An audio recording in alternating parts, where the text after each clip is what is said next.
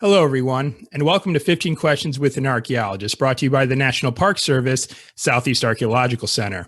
I'm Josh Guerrero, and I'm your host, and this is the show where we're trying to collect as many interviews as we can, where we ask 15 questions with an archaeologist. Each podcast episode will feature one archaeologist answering the same 15 questions. I think it's going to be fun, and we just might learn something. And joining me today, I have Dr. Bill Schindler, who is currently working at Washington College. So, Dr. Schindler, thanks so much for taking time for joining me this morning. Welcome to the show. My pleasure to be here, Josh. Good to see you. Yeah, likewise. And I've been looking forward to conversing with you again. You know, this is the second of a couple collaborations that we've done. I've had the honor to welcome you on my personal podcast, the All Around Adventure podcast, and got to hear some of about your work. And so changing up the format a little bit, we're going to be honing a little bit more in on the archaeology things side of the house today. So just to kind of kick things off, can you just tell us what is it that you do at Washington College? Sure. So I'm a professor of archaeology and anthropology at Washington College and the founder and director of the Eastern Shore Food Lab, which is where I'm coming not live, but recorded from you today. I'm very excited to do this interview and to talk about archaeology, because archaeology is a piece of a larger, puzzle that I put together for all of my research, and it's great to be able to hone in. I haven't just talked about archaeology in so long. I'm really looking forward to this. Yeah, absolutely. So let's talk a little bit about the type of archaeology that you're focusing in on studying, and also for my second question, if money were no object, like whatsoever, like what type of archaeology would you do? Do you think you would continue on doing the studying of archaeology in the form that you are now, or might you pursue something different? What would that look like? Wow, that's an awesome question. I wish I had all the money in the world to do whatever kind of archaeology I wanted. Yeah, wouldn't we all? Wouldn't we all? Yeah, it's probably the biggest limiting factor in just about all of archaeology, isn't it? So I am trained as a prehistoric and experimental archaeologist. I was very lucky. I did my Ph.D., my master's and my Ph.D. at Temple University under Dr. Michael Stewart. He was my advisor and mentor. And I was very lucky in that I've always been interested in primitive skills, primitive technology, and I really wanted to be able to hone those skills to be able to apply that to my archaeological research, my traditional archaeological research and interpretation. And Michael Stewart is an amazing prehistoric archaeologist, and an amazing professor, amazing mentor. But one of the things that I think was, in addition to his word mastery, I guess, over prehistoric archaeology and teaching, one of the things that was also fantastic about him as an advisor is that he realizes in his students when there's something there that he doesn't know, he doesn't pretend that he knows it and tries to and keep everybody in this small little just bubble, and anything that you're going to learn is just from him and the other people. He actually let me go outside. This is one of the best parts of my education at Temple University. He let me go outside of Temple University to learn the things that I really needed to learn to be the kind of archaeologist I wanted to be. So, for example, perhaps it helped that he went to graduate school, and his cohort of graduate school was a guy named Dr. Eric Callahan, who in my mind is he recently passed, was one of the best flint knappers in the world, probably ever. Right? And he was a great experimental archaeologist. Many people consider him one of the fathers of experimental archaeology in the U.S., especially, he really was a leader in the 70s, and it continued on since then. And they went to graduate school together. So he let me, for some of the training, hands-on training, and some of the work that I wanted to do outside of the university, he let me go study under Eric Callahan, go work under people like Jack Crescent and Maria Sidoroff for ceramics. And anyhow, I really feel that his willingness to allow me to learn outside of just the walls of Temple University. Certainly I got a great education at Temple, but also supplement that from outside the university created an experience for me that was, I still rely on it today. It was a mind-blowing experience. So the kind of archaeology that I do is I am a prehistoric and experimental archaeologist, and my focus is on food and diet in the past. And perhaps, and I'm sure we'll talk about this more in a little bit, but I I strongly feel that archaeology is my passion. Archaeology, I'm sure everybody listening at some level, it is their passion as well, at least a very strong interest. I think archaeology and experimental archaeology specifically has the ability to not only allow us to interpret the past, but make that past come alive. And in traditional archaeology, we put all this information in fantastic site reports, and these things get archived in places, and that's great, and people can access those. But for the general public, the ability to use something like experimental archaeology to literally make it come alive and make these, the past that seems so foreign and so distant, tangible and meaningful to somebody is incredible.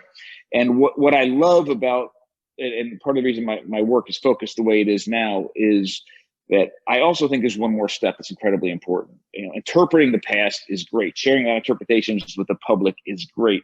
Finding a way to take that information and that connection and make it meaningful, make it relevant, make change in the modern world, sort of like applied anthropology, right? So applied archaeology is really what I'm super excited about now. And I do feel that the world of food, diet, and health is one of those realms, one of those places that archaeology can offer incredible information and insight that can make real meaningful changes in people's lives.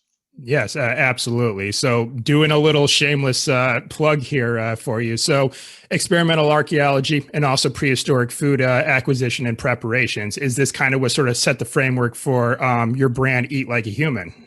100%. And so real quick, the idea there is, in archaeology is greatly, it's been the informing part of my work here.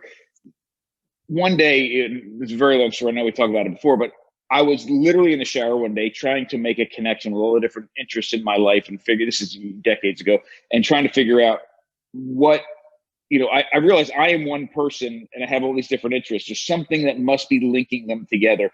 Food, cooking, diet, health, archaeology, primitive skills, technology, to some level, something gets all linked together. And I remember there was a light bulb moment when I realized that when you look at almost every single prehistoric technology, it has something to do with food, either acquiring food, processing food, storing food, distributing food, sharing food, something. And that's powerful because the first technology that we created almost 3.5 million years ago, the little Mekwe stone tool in Kenya, was a food processing, was a butchering tool. And if we've been producing tools for 3.5 million years, and almost every one of those tools had something to do with food, and it transformed food, and food transformed us and built us literally as humans, both biologically and culturally, to something incredibly powerful in understanding what all those relationships are and what that means.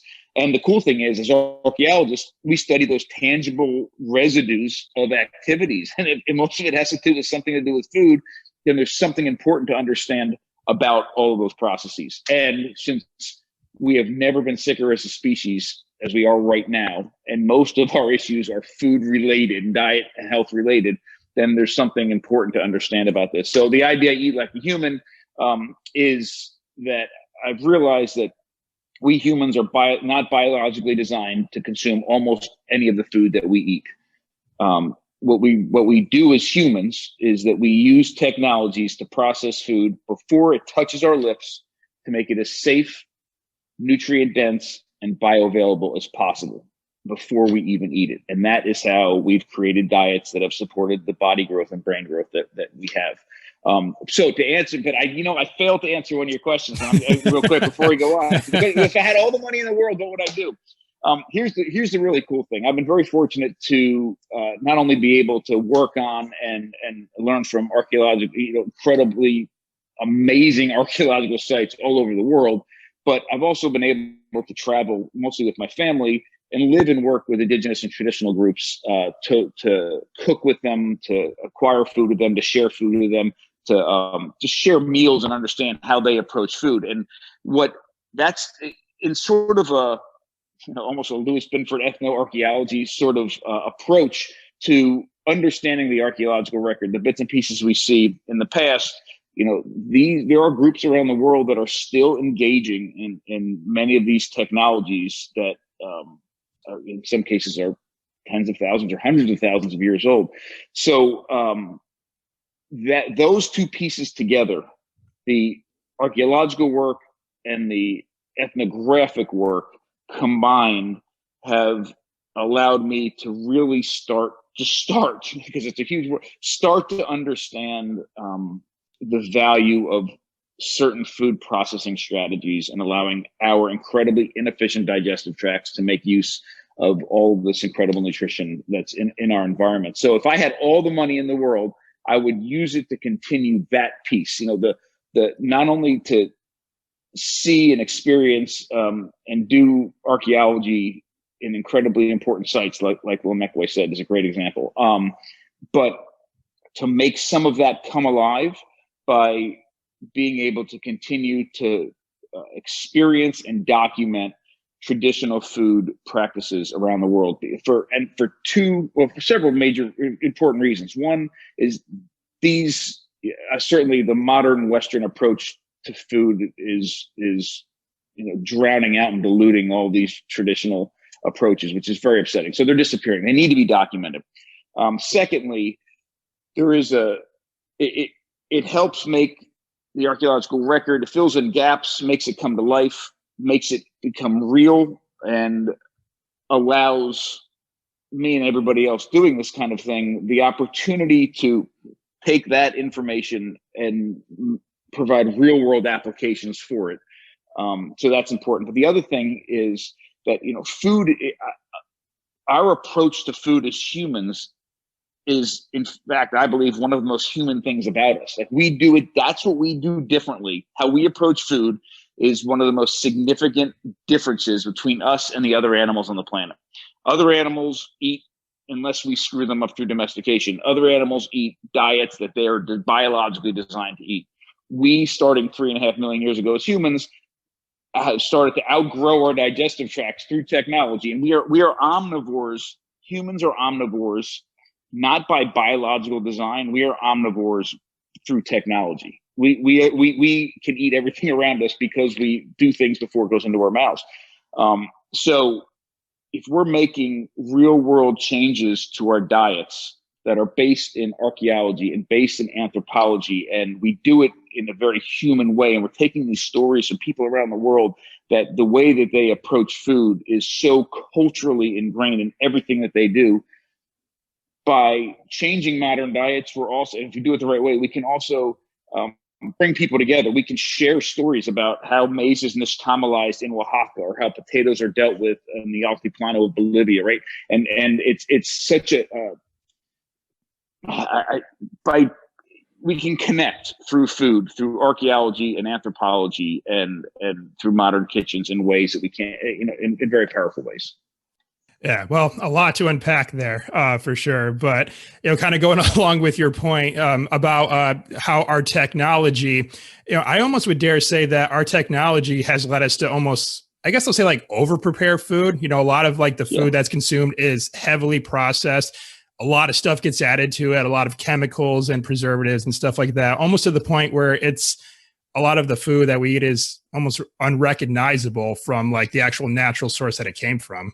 100%. So there was one semester about 10 years ago that I was teaching several classes, but I had one student that was in two of my classes at the same semester. And one class was, I forget what class it was, but it was based on prehistory. It was something archaeological. I forget what it was, but it was about the past. And the other class she was in was a modern, it was strictly an anthropological class about food and modern food.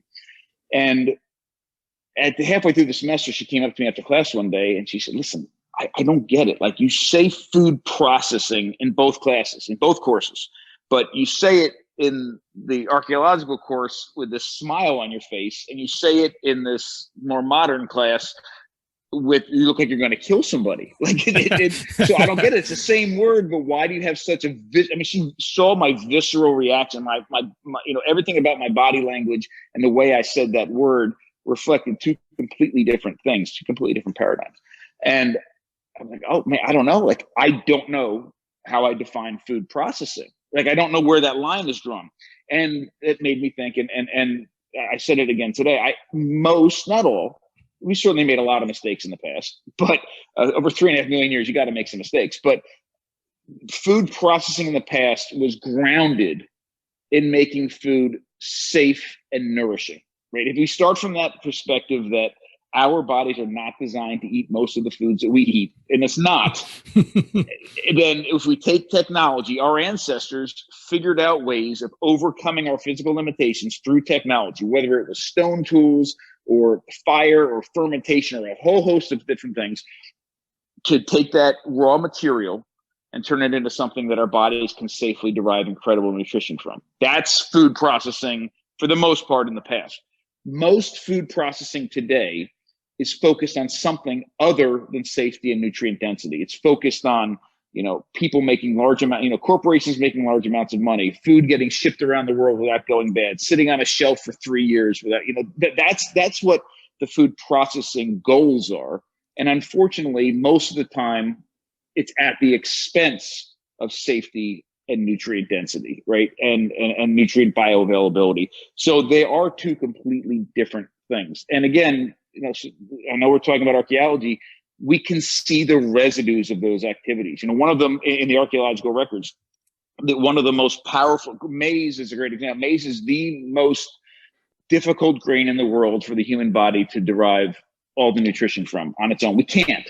That's why when you eat even overboiled corn on the cob at a picnic in the summer, if you eat it, you see whole kernels of corn in the toilet the next day. It just passed through our bodies, and But I don't care if you grind the corn. I don't care if you boil the corn, whether it's feed corn or dent corn or corn on the cob. Our bodies cannot get all the nutrition out of it on our own. We're not designed to do it.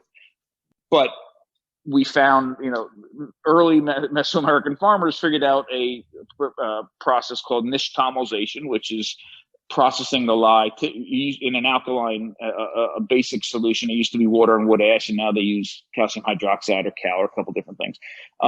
It's the only way. It is literally the only way to get all the nutrition out of maize and put it into our bodies. We know this process is a few thousand years old, but we just figured out a way, and I think it was in the past year or two, to directly identify this process of Nishtalization in the archaeological record. And I cannot wait to see how far back it really goes. I bet it goes back, thousands and thousands of years to it's probably been around the entirety of since we domesticated maize. But that's a great example. We can see that processing in the archaeological record that made that maize available to our bodies nutritionally. Tim Messer and I, he's a great friend of mine. He's an archaeologist at SUNY Potsdam. He and I did a study years ago with a toxic plant called Peltandra virginica. It's a marshland plant that grows here on the East Coast. And John Smith documented when he came up to Chesapeake Bay how Indians were eating this, and American Indians were eating this in the early spring, very early spring, late winter. When it's one of the first plants that come up, after the winter leaves. And certainly, if you were overwintering and your food stores were low, you were eating whatever you could. And this particular plant grows. The root stocks of it grow the size. It's documented as big as a man's leg. Certainly, a carbohydrate-rich food, energy-rich food. Problem is, it's full of calcium oxalate raphides, which you eat it, your throat will swell up and you'll die. But he talks about how these people would process this. He documents some of the processing, but as we know, early European documentation of certain technologies isn't necessarily, it's biased as it always would be. Right. So we ran a series of experiments to see if what he described not only worked, but also are there archaeological residues that we can identify in the soils surrounding some of these things, and actually in the tools themselves. And what was fascinating is not only did we find out that some of these processing strategies actually worked, but the manner in which because there's several things that were documented, the manner in which it was processed left different signatures in the starch grains, so we could identify actually what kind of processing it was. It was fascinating. So we had this ability to look at this, and I think the big takeaway is it's more than just, hey, this is how Peltons of Virginica was processed, 600 years ago. It is, hey, this is how this was processed 600 years ago. That's fantastic. And there's a takeaway message from that we can apply today in our modern foodways. That's the takeaway. Awesome. All right. Well, I want to move on to the next question because we could probably fill the rest of this episode on this topic alone. I'm sure we'll circle back a couple of these. I'm sure we'll circle back to a couple of these points as we get going here too. Sure. And of course, you and I, we've already more or less did an entire episode like before on my show about this. So, so the next question I want to ask you is, I want to go back in time a little bit and ask you a little bit about your education. You mentioned that you were at Temple University for grad school, but what about like undergrad? Where have you studied in the past, and why have you chosen to study at those locations that you did? Those are really good questions, and I'll give you, as you know, my answers are not short, but I'll give you the shortest version of this. It's very complicated. I was recruited to wrestle at Ohio State right out of high school. So I went to wrestle because that was the best program I was recruited to. I was so excited to go there. I did. I went to Ohio State. I was focused on, I didn't know what I wanted to do academically, but I knew I wanted to wrestle. And I started actually as a nutrition major, which probably is no surprise, and went through a series of different majors. But I have an eye disease called keratoconus. And after a few years, I actually went blind. Oh, wow. I failed out of college. Nobody really knew what was wrong with me. And I lived on a pig farm for a year. I got back, they let me back in after a year. I still couldn't see anything. And long story. But anyhow, after about a month of school, I realized that one of the classes I'd been attending since I couldn't see anything was actually the wrong class. I was frustrated. I walked to the registrar's office and withdrew. So I failed out of school and dropped out of the same school within a period of a year and a half. Came back home, found somebody who could give me so I had numerous different majors, nothing except for one anthropology class, nothing to do with anthropology or archaeology. I found an eye doctor who could fix me 2 corneal transplants later. I had a year and a half eligibility left. A Division III school, the College of New Jersey, recruited me years later to finish my education at the College of New Jersey. And I went there as a history secondary ed major. Again, this entire time, I'd been super excited about the past. I've been doing all sorts of primitive technology, but nothing formal in my education.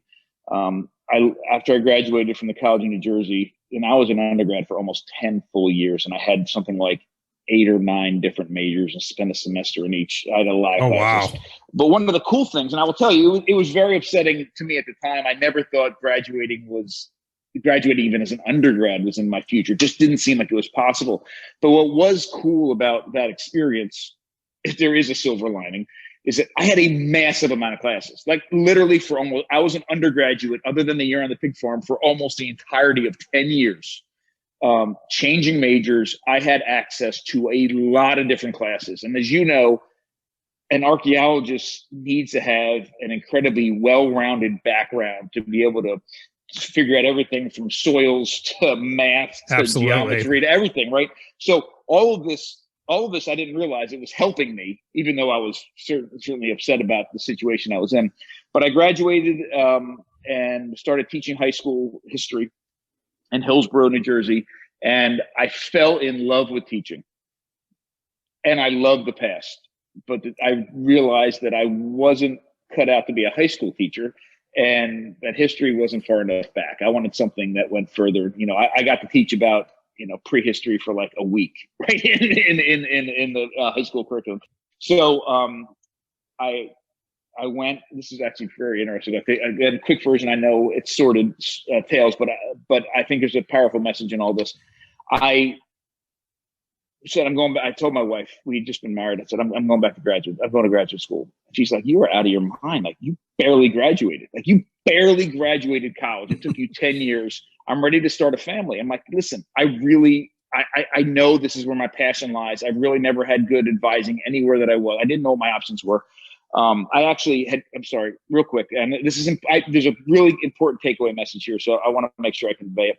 So I went back to when I was thinking about graduate school and the possibilities, my parents hadn't graduated college. I didn't know what graduate school was all about. I didn't know any of this.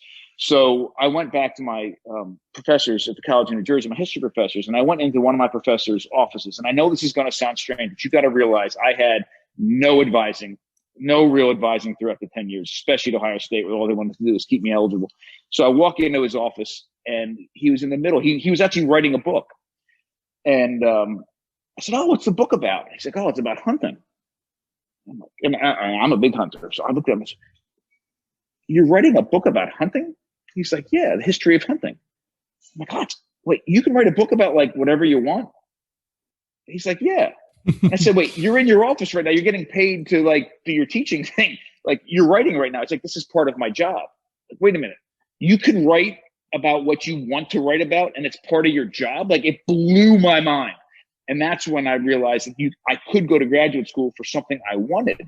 So I realized it was archaeology. So I went to my wife and had that conversation, and she said, "Listen, I believe in you. I believe you can do whatever you want. It's been 10 years undergrad. I don't know what this means. I want to start a family." She goes, both of our families are in New Jersey. We were living in New Jersey. She's like, "Look, we're not picking up and moving. Like we need a support network here in case this doesn't work out." Right. So she literally, I swear to you, she put a map on the table. This is when we had paper maps, right? She drew a circle and she said, "This is your radius. Find a school within this radius to go to." I said, "Okay, great."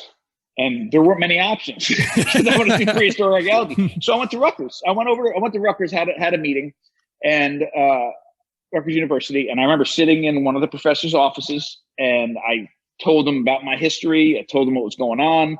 I told him, this passionate plea that this is what I wanted to do. It was like a Disney movie that, I articulated everything the way I wanted to articulate it. And I remember he sat back and looked at me and he said something to the effect of, "Don't waste my time. Get out of my office. You are not graduate school material and no school is going to take you. You should be happy you graduated." I'm like, "You got to be kidding me." Like I left, I got in the car and I just broke down in tears. I'm like, "Oh my God." Like I finally, for the first time in my life, know what I want to do. And that was how I left the office. Oh man. So the only other school that I knew had a good prehistoric archaeology program that was in that radius was Temple. So I messaged Temple, sat in Michael Stewart's office, the guy I talked about earlier, my advisor, and I gave the same speech as I gave at Rutgers. And he sat back the same way, and I'm like, "Okay, here it comes." And he looks at me and says, "Let me tell you a quick story." And his story, the quick version of his was, he graduated University of Delaware and wanted to study at University of Washington, I think, or Washington State, I forget. And at the time, they were excavating the Ozette site out on the peninsula. So he hitchhiked all the way to Washington State to meet with the person he wanted to study with, and then he was going to go work on the Ozette site for a while to get experience, and then come home, and then hopefully go to school there the next year. So he went up, he hitchhiked all the way there, got there, sat down, said he wanted to go there, and the professor pretty much said, "Here's your grades. I want nothing to do with you. Get out of my office." A very similar story to what I had. Then he hitchhiked out to the Ozette site, showed up there, and they threw him off the site because they didn't want anybody else working on it. And he had to work on an apple farm to for the season to make enough money to come back home. Or anyhow, to make a very long story short, he says to me, "You know what? I don't know why, but I'm gonna give you a chance," because of his background. And the story about Rutgers, I think, is what put him over the edge because it was such a similar story to his. And I'm telling you, two things were wrong with my undergraduate career. One was that I had such medical issues in the beginning. And two was that I never really knew what I wanted to do. Exactly. I wasn't advised well. I didn't know what my options were. And it took me 10 years. I got into a program, an amazing program with an amazing advisor who actually for the first time ever saw a spark and some value in me. And my eyes were fixed at that point, and I knew what I wanted to do. And for 10 years it took me to get my undergrad, I broke all the records at Temple University for finishing a Ph.D. in the amount of time that it took me. And it was I don't want to say it was serendipitous, but so I did my master's and my Ph.D. at Temple. And I hope I really do hope that there's something in that story for somebody who's listening, thinking about graduate school, that might have had a very similar experience with somebody telling them that no way, you're not worthy, it's not going to happen. Well, then it isn't you, it's the person you were talking to probably that has the issues, but for whatever that's worth. Right. Well, it's an interesting thing with grad school, and my experience was somewhat similar to yours in a way. And I almost feel like for advisors in grad school, when they're thinking about accepting a student, and it seemed like this was the case for me. This may not be the case for everyone, but it almost seems like they're looking at character more than, like, I think, academic knowledge up into that point. Like when I applied for the University of York, where I got my master's degree. I had like no archaeological experience whatsoever. My undergrad was in elementary education, but my history at this point consisted of, military service. I was in the Marine Corps. I was a Peace Corps volunteer for a couple of years. So I think my supervisor, bless his heart for giving me a chance to probably saw, okay, well, he doesn't know anything about archaeology right now, but this is a guy who finishes whatever he starts. He commits to everything that he sets out to do. So, and lo and behold, he let me into the program. And actually, York was the only grad school that I applied to, and I got in right away. Probably because I was able to make that impression that, like, yes, I don't know, but I'm willing to work for it, and I'm going to get it done. And of course, I did. So I don't know. Maybe it seems like a lot of grad school advisors, that's maybe what they're looking for over, academic prowess. They're looking for maybe character. And it seemed like that was maybe the case for you when you went to Temple. 100%. And I also would say, and I give this advice to all of my students here at Washington College that are looking at graduate schools. I lucked out. I lucked out to get into a great program. I lucked out to have such a fantastic advisor. But I will tell you, one of the other things that helped me, and I'm sorry, real quick, because this is the main part of it. My wife was, my foundation for everything. And she was so incredibly supportive and willing to give up so much for me to go back to school. So all of those things were incredible. But one other thing that is very important that I didn't know about and I lucked into is the cohort of people that you're going in with. Because you're going to spend a lot of time with your professors. You're going to spend a little more time with your advisor. But you're going to spend massive quantities of time with the other students that are in the program with you. And some of them you're going to spend years with. You're going to study with. You're going to, depending on the program, unfortunately, some people compete with. You're going to have beers with. You're going to hang out with. You're going to, all those things you're going to with. And I lucked out. I had an incredible cohort, people that are still friends. Tim Messner is a great example. I talk to regularly still, fantastic archaeologist. We went through the entire program together. And that cohort made it happen. I mean, and made it possible for me. So if somebody's looking, and I know this isn't what main thing we're talking about, but if you're looking at graduate schools, everybody knows, look at the program, look at the professors, look at the advisors, look at all that. But I would also go, and if you could stay overnight, spend some time with the actual students that are in that program, because those are the people you're going to spend the most time with. All right. Outstanding. All right. Well, kind of like moving on a little bit further into your archaeological career. I want to ask you a little bit about some of the sites that you worked on. You hinted earlier that you've been to some pretty amazing ones. So can you tell us about a couple of those? I have. So most of my, when I told my wife I wanted to do archaeology, she got so excited. She's like, "Oh my God, we get to travel the world." I'm like, "Yeah, I want to do the Middle Atlantic region. I want to, New Jersey, Pennsylvania, Virginia, Delaware." And she's like, "Oh, that's where we live now." I say, "Yeah, I'm focusing really on the Delaware River, prehistory, and I'm so excited." And she's like, "I want to go to like Egypt. Like, what's wrong with you?" So, so most of my prehistoric and historic, but most of my field work has, for the majority of my career, has been in that Middle Atlantic region. Again, mostly New Jersey, Pennsylvania, Delaware, Maryland. I work on some incredible prehistoric sites in those areas, and I'd be happy to talk about them. But more recently, what's gotten us around the world is when I really started to hone in and focus on the experimental archaeology component of it. If anybody's interested in experimental archaeology, if you're not already aware of the organization EXARC, EXARC, so it's exarc.net or exarc.org. I think you can get there from both of those.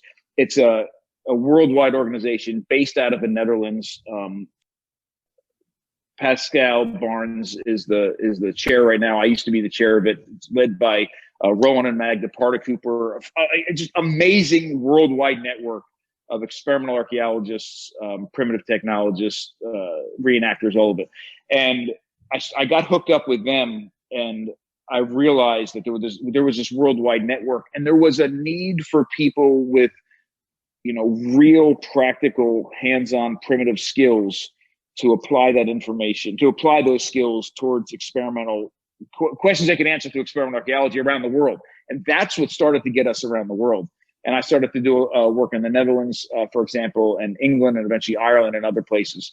But more recently, I had the opportunity, only a few months before COVID hit, to work on what I think is one of the most magnificent sites in the world, Lewa Downs, which is in Kenya. It is the largest concentration of Acheulean hand axes in the world. And wow.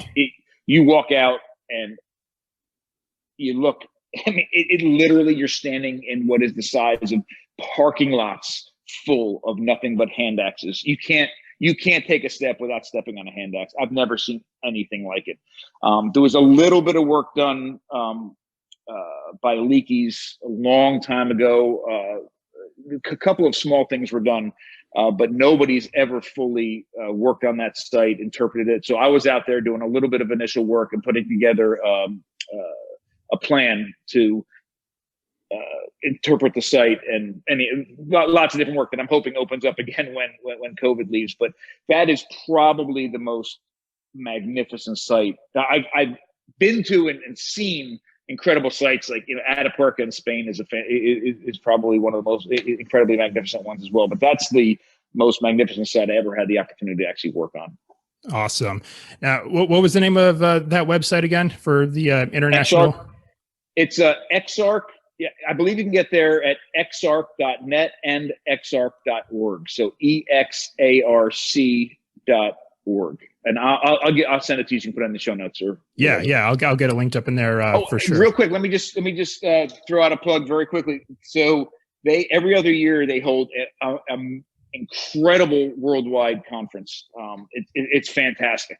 This year, obviously with COVID, it's problematic to bring everybody together. So it is an online conference this year that kicks off next month, and there's different hosting centers. We're one of the hosting centers around the world.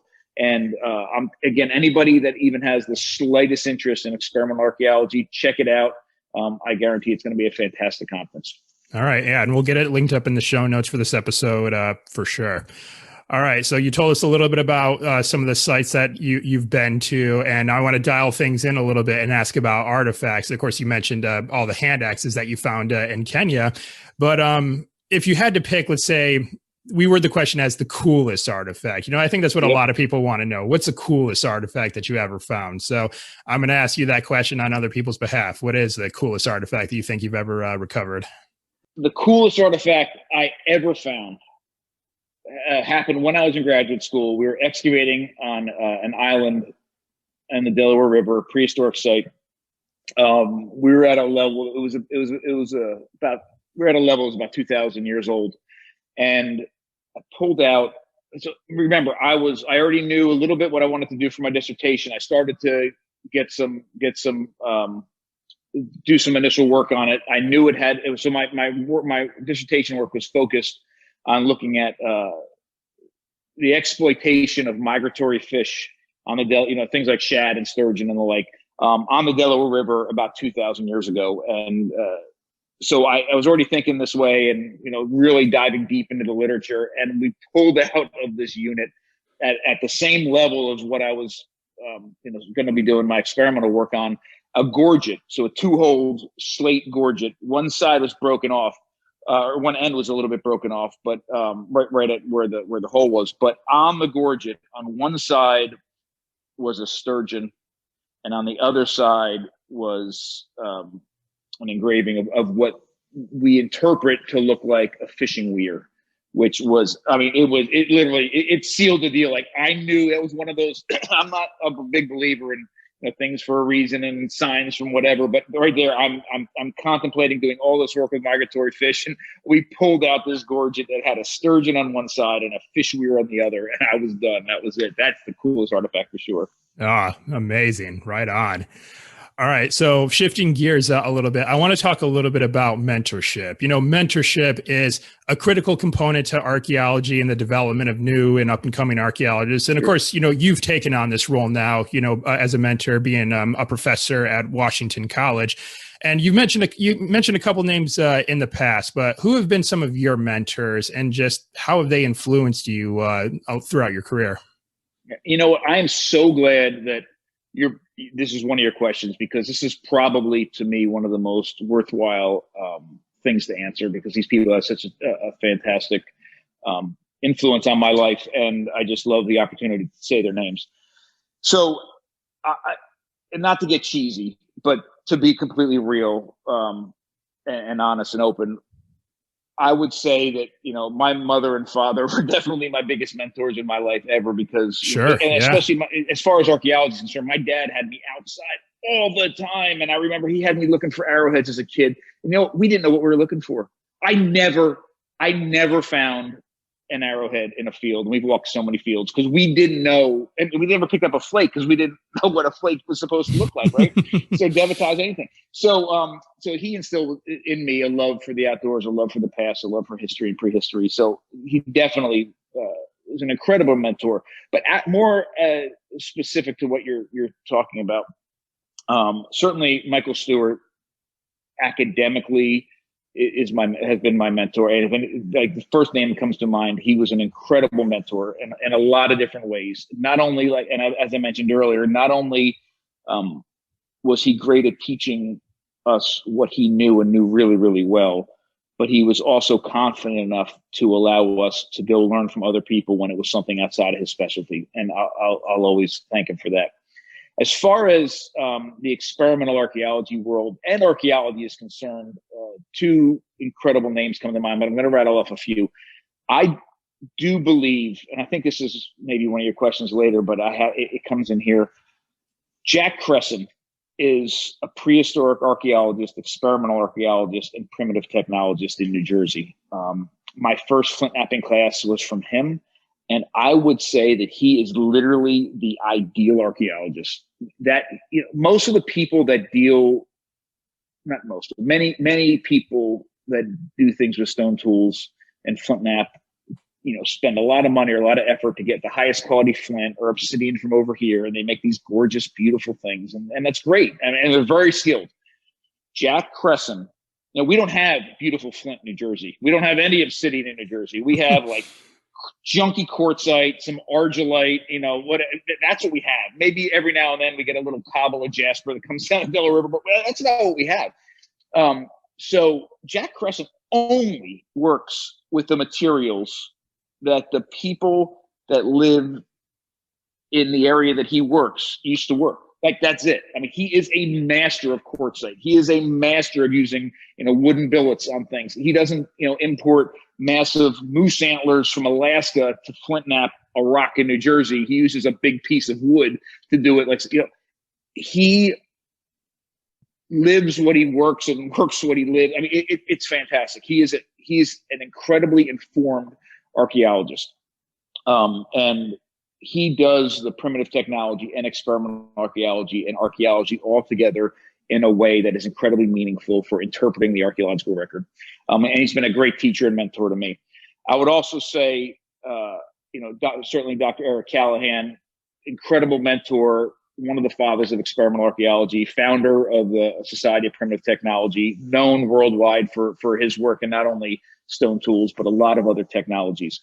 So all those would be some of the main people. But I do want to also say, in the world of primitive technology, which is a world that I have a toe in, Steve Watts, who unfortunately also passed several years ago, was fantastic. I mean, this guy showed me that you could use primitive technology and the act of storytelling together to engage people in ways that, like being near him was like watching the best, most amazing movie ever. Like you were just drawn in and you thought you were actually there. You ever watching those movies when you actually felt like you were there, like, or read a book where the author was just so incredible that when you're done, you want to cry because you feel like you've lost a friend, like you're never going to see these people again. Like being around him, and he was so good at what he did, and he had such practical experience, but could tell stories about it.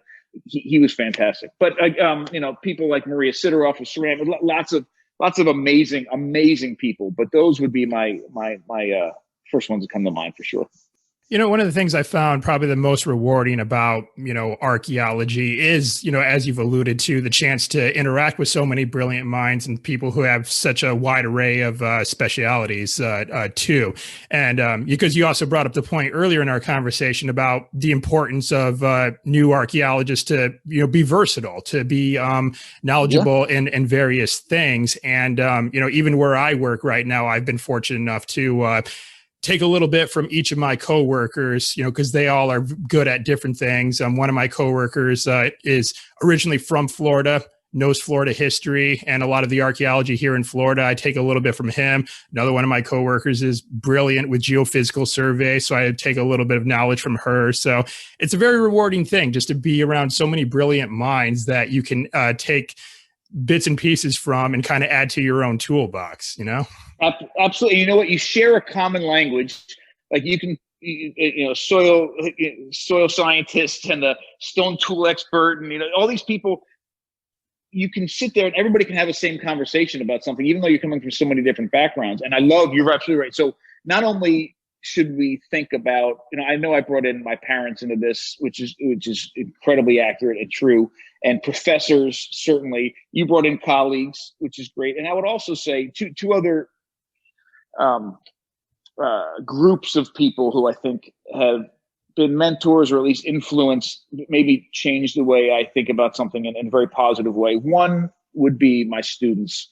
And I alluded a couple times already to a couple of questions that a student asked. Students, if they're paying attention, will call you on anything. They will call your BS or an inconsistency in something that you said, a mistake, and cause you to think about something at a much deeper level because they've questioned it.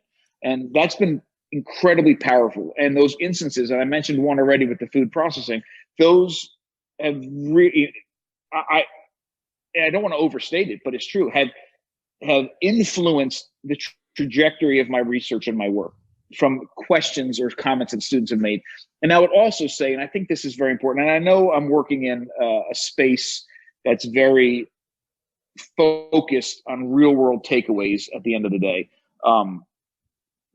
So this may seem like an overstatement, but it's incredibly true for what I'm doing. My family, the work that I'm doing with food and diet and health, the main reason for doing it is to learn, because I want nothing more than to feed my family the most nourishing food possible. Right. And then certainly by extension, then obviously my students in my community and all this. But they have the need to do that has also, mentor might be the wrong word in that case, but influence certainly in a very positive way, the direction of a lot of what I'm doing. So, all right. Outstanding. All right. Well, shifting gears, yet again, these few questions here. Yeah, they're going to be kind of back and forth on different things, but no worries. Yeah, what I want to ask you about next is, you've mentioned that, of course, you're based, there in New Jersey and in that area around there. And, you've spent some time, in the UK, you spent some time in Africa, but what country out there do you think handles archaeology and cultural resource management the best? Like, who just seems to get it? Like, what are your thoughts on that? It's a really good question. Now, remember, in more recent years, I've been doing less and less traditional field work. So I don't want to. I'll answer this with fear of being a little bit ignorant in some of it. So I don't think I have as much background as many of your other guests to answer this question. But what I will say is I've been incredibly impressed, because I used to do a lot of work in Denmark, and certainly Denmark has an incredible history, long history with archaeology and museums and all of it. I've been incredibly impressed with the way that Denmark not only deals with archaeology, but also its interpretation in both, everything from an incredible national museum to some of the best open air museums in the world, places like Lyra, for example. So I would say Denmark, but again, it is coming a little bit from a place of ignorance. All right. Very good. All right. And next, I want to talk a little bit about volunteers. Do you have any volunteers either there at the food lab or in other aspects of your work over at Washington College? We do. So I'm ingrained and I'm a part of the Anthropology and Archaeology department. And we run at least one, if not several, field schools a year in the summer, and sometimes certain opportunities during the school year as well. So I know I'm pretty confident this year, Dr. Julie Markin is running our traditional field school, and Dr. John Seidel and Liz Seidel are running another field school, piggybacking, back to back. And I'm pretty confident in both of those cases. We're having more volunteers this year. We always have volunteers and always have it wide open. Liz Seidel also runs a public archaeology lab here at Washington College, and that is a great opportunity for not only our students, but also the public to have hands-on experience with processing artifacts. And yes, here at the food lab, we have an internship program, and we're reformatting a little bit. So we should, starting this summer, when things open up a little bit more, have opportunities for volunteers as well. All right. Outstanding.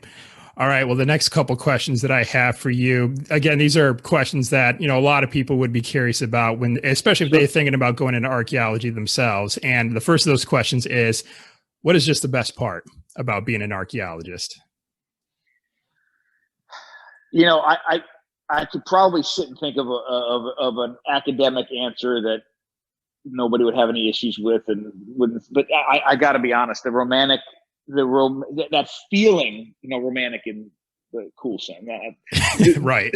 I got you. That I still think being the first person to touch something in thousands of years that another human made, used, and touched, and that's the coolest thing. Like grabbing that gorget or picking up a stone tool that is 4,000 years old and nobody's touched it since the last person had actually used it is probably the coolest thing. I will tell you a close second though, and this is where I really like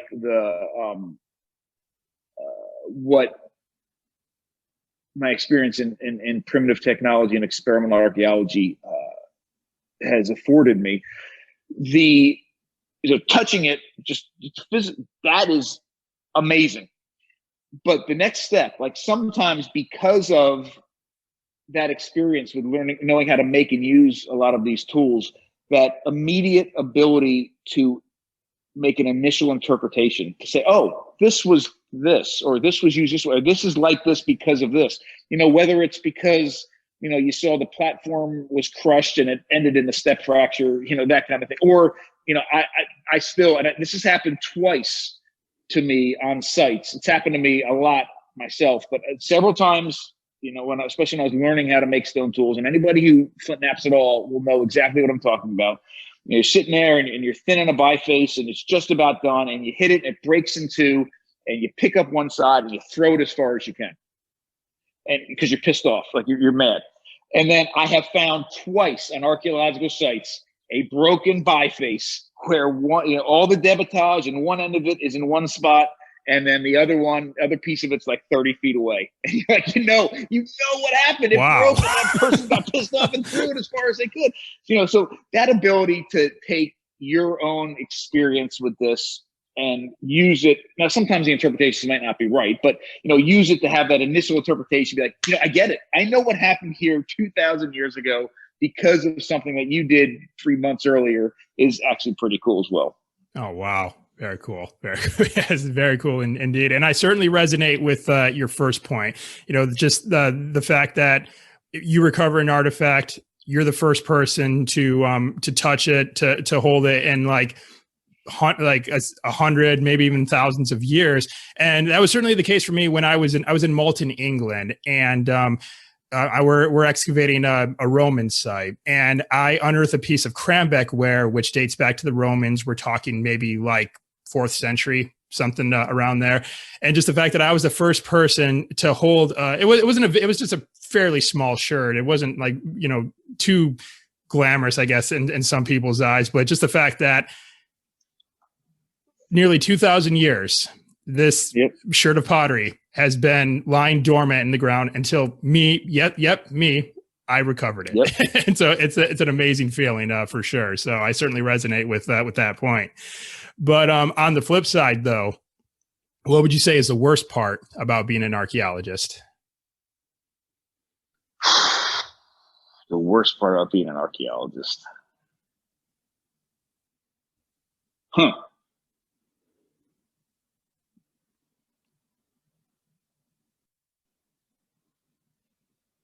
I mean, it's not a throwaway answer, but there's so many cool things. Excuse me, cool things about it. It's those moments, and everybody's felt them in the middle of August with the mosquitoes and the sweat and the poison ivy from 2 days earlier, scratching at you, and you have to get it done, and that sort of thing. It's just an occupational. That part of it is part of what comes with it. But you know what? Those moments are so, in most cases, few and far between that it make the other moments, the holding that Roman shirt or whatever it is, it makes it so incredibly worth it. The first site my wife worked on with me, we were at Fort Dix, New Jersey, and it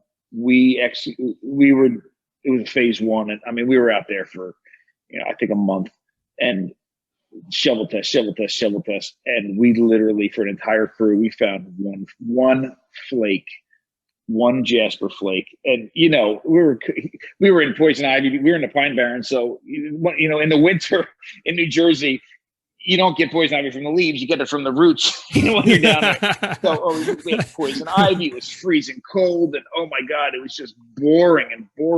And it was hard to keep that sense of what's the word I'm looking for? Make sure that you're not finding anything. So you everything in your body's telling you, shortcut this one, or don't make it as deep, or don't record it as well. And that you have to, and it's drudgery.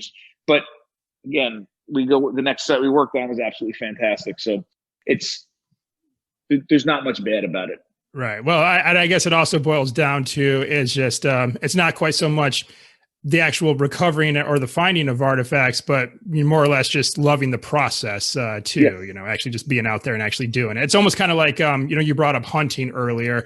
I know you could probably be out there for hours or maybe even days and not see a single animal like come by you, but it's just you're still having a lot of fun just actually just being out there and just being part Absolutely. Of the hunt. So yep. All right. Very good.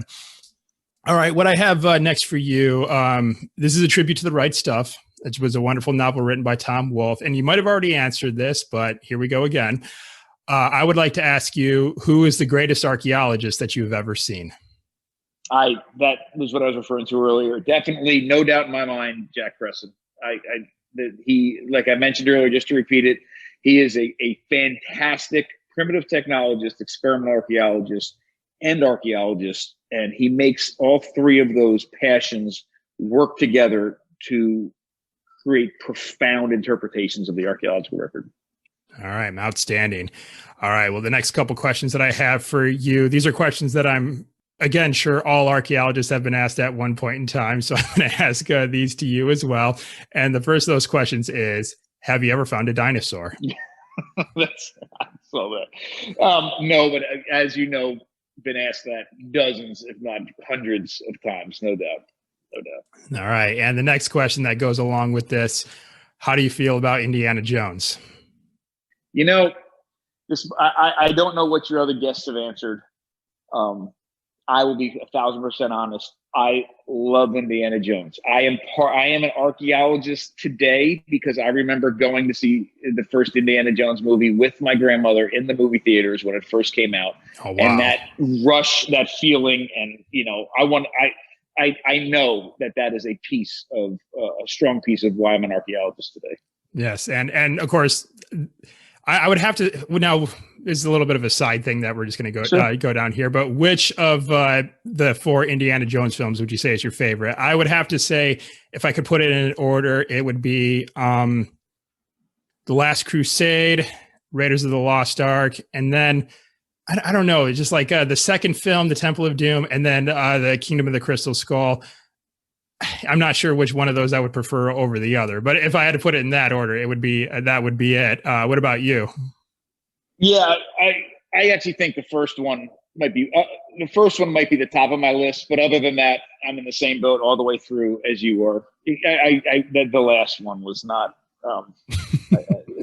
It was not up to par. Although, again, when you get some of these series, you're so embedded in the characters and the whole story that it almost doesn't matter, right? If it's great or not, you're still going to watch it. You're still going to. But yeah, I would say the Raiders of the Lost Ark would be the top one for me, and otherwise the same list as you. Partially because I have that memory of going into the theater with my grandmother, and again, this is my grandmother who you walk into her house when she was alive. She always had the top, five most recent issues of National Geographic on the table, and we'd sit down and she was that part of my life, and so there's a lot of reasons you like certain things, and that's one of the reasons that Raiders of the Lost Ark would be the top one. All right, great. All right. So I just got a couple more questions for you, Dr. Sure. Schindler, and kind of wrapping up on, a little bit more of a serious note.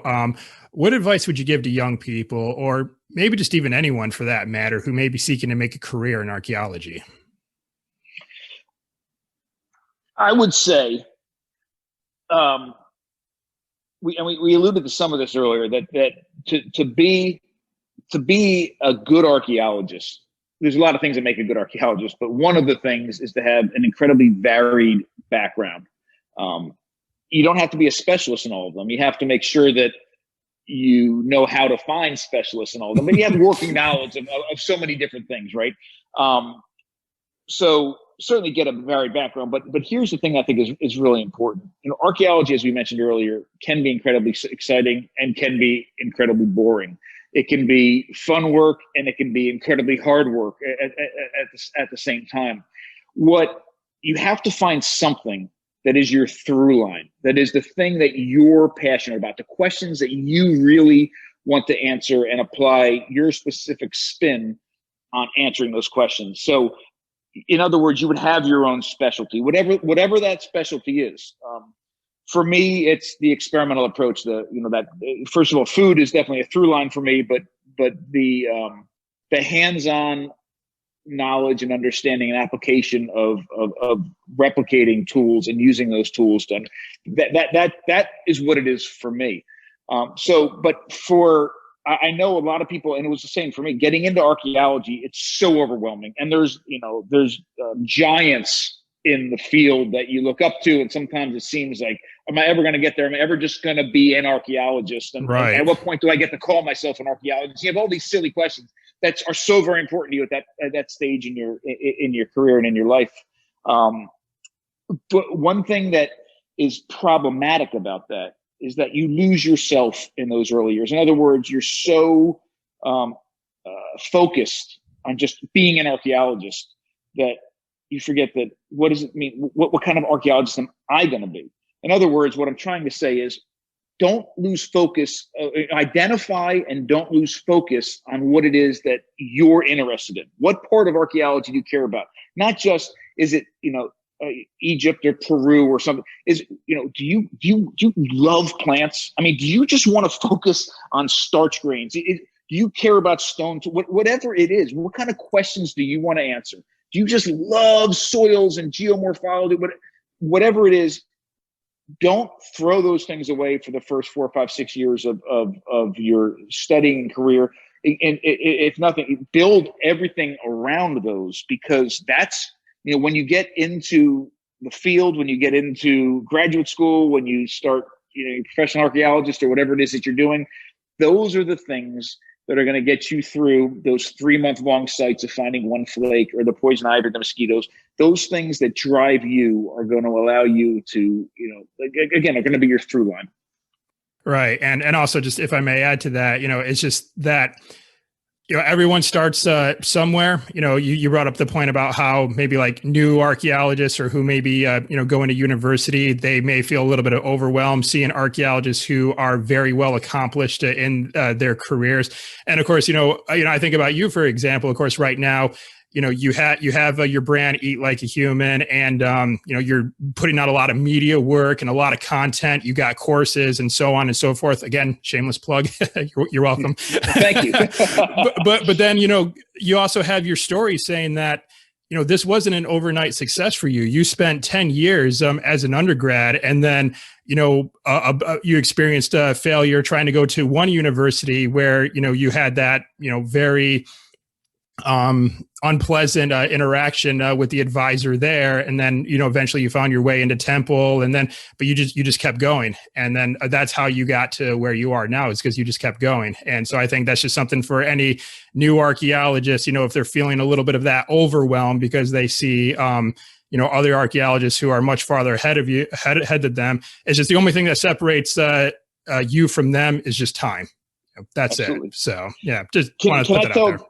I'll do it. I promise. I know we're getting short on time, but it's a 2-minute story. But it's similar to the other one that I think is it's one I reflect on quite often. I had finally landed a tenure line position at a university in New Jersey, a tenure track position, and my job great university, but my job description wasn't great. There were some things about it that wasn't fulfilling me. And wasn't where I wanted to be. So I was on the job market a little bit, and not to name different universities, but I went and I was really at the time so focused on experimental archaeology and prehistoric archaeology, and I was flip-napping like hours every single day. And I went to a job interview at a particular university, and I went there and I put together this presentation. I spent weeks putting it together, and it was a combination of lecture, demonstration, and there were stone tools. There was all this stuff, and I did the teaching demo for this job there. I was one of the final 3 candidates, and I did this demo. I gave it everything that I had, and I didn't get the position. Son, man, I can't believe it. Like that's like it was one of those moments. Like I gave it everything I had. That was me. I left everything in that room, and I didn't get this job. I was really upset about it. And then a couple months later, I made it to the final. He's one of the final 3 candidates here at Washington College, and this was now 14 years ago. And I came down and I made the final 3. Same thing. They said, you do your teaching demonstration, and I hemmed and hawed about it. I'm like, man, what do I do? Like I just gave everything that I had, and they didn't like it. Do I change it? But that was me. Like that was me. So I made the decision to do the exact same presentation. And I came down, I did literally word for word, same energy, same information, same demo, same present, all of it was exactly the same. And the anthropology department said that was the best teaching demonstration they ever saw for that, for a job thing like that. And wow, like literally nothing changed. I was the same. I was 3 months older, right, or 4 months, and it was the same presentation. What changed was the audience, and I think about that quite often when I think about changing something about myself to fit an interview or to fit an opportunity. Don't, because if you do, you're prolonging the agony, right? If I got that, if I did something different for that other job and wasn't myself, it wasn't the right fit. And I would have found out, maybe I'd still be there and be miserable, right? Or I'd only be there 3 years. Certainly take advice, reflect on things, be able to pivot and change and adapt. Certainly, it's not what I'm suggesting. I'm not suggesting you don't do those things. What I'm suggesting is when you find what it is that's your through line, that makes you tick, that is your passion, do it, embrace it, and project it. And if the fit isn't right, you'll know. You won't get the job or you won't get the whatever. Right. If the fit is right, then you're there, you're done. And I'm telling you, it was the right fit and it made a lot of sense. Really made a lot of sense. All right. Outstanding. All right. Well, I got one last question for you, sir. And this is a pretty big one too, this final question. Okay. What can the general public do to help protect archaeological sites?